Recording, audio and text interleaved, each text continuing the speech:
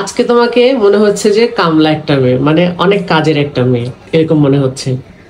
আমার কি একটা কাজ, সেই সকাল 8টায় উঠার পর থেকে আমি বসার সময়টাও পাই নাই, আর তুমি উঠে খেয়ে আবার লেতিয়ে পড়েছো। লিতিয়ে বসছি আমি, ভিডিও এডিটিং না করলে ভিডিও এডিট করবে কে?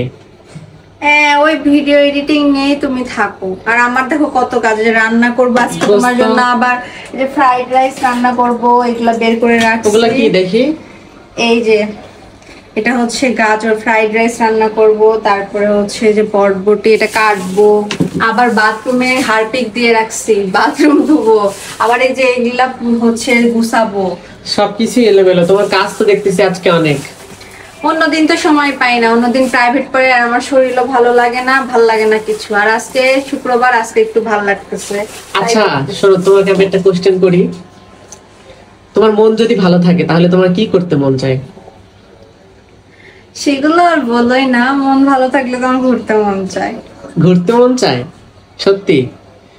আচ্ছা এদিকে আসো তো, আসো। কি হইছে? এটা এরকম করে রাখছে কেন?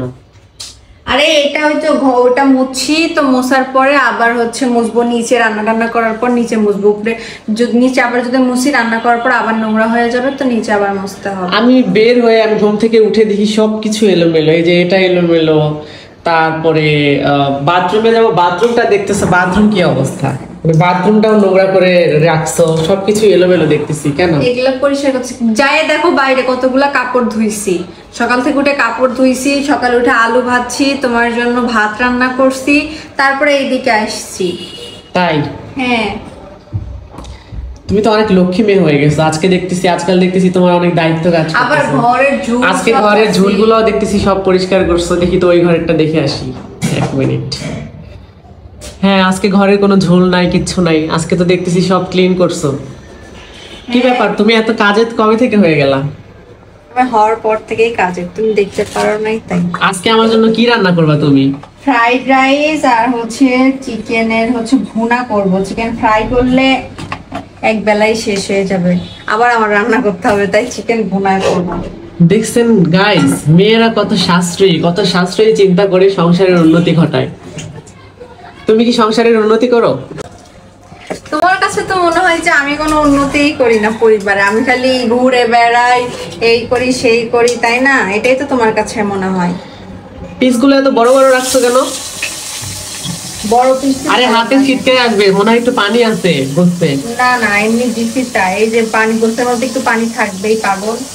তুমি কবে এরকম দায়িত্ববান হয়ে গেলা বুঝলাম না তো। দেখতেছি এটা করতেছো সেটা করতেছো, আমার কোনো কিছু বলতেই হচ্ছে না যে এটা গুছাও সেটা গুছাও। আবার ওইদিকে র্যাকটা গোছানো লাগবে, ভুলেই গেছি আমি। আমি তো কোন দিকে যাবো গাইস?